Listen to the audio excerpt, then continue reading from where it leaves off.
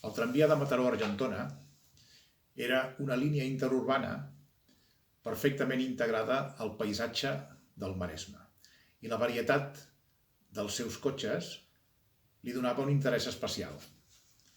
He fet unes pintures acríliques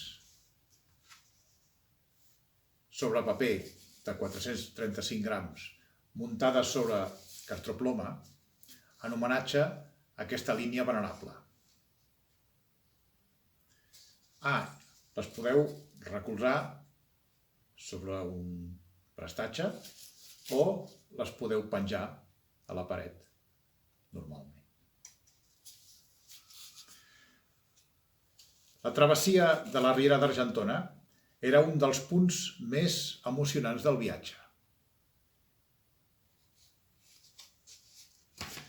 El camí entre Mataró i Argentona travessava un paisatge rural, contrastant amb el concepte de tramvia associat generalment a un entorn urbà.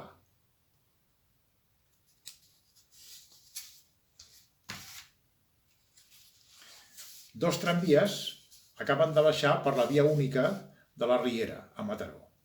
Arriben a la plaça Santa Anna amb el tràfic regulat pel policia de guàrdia.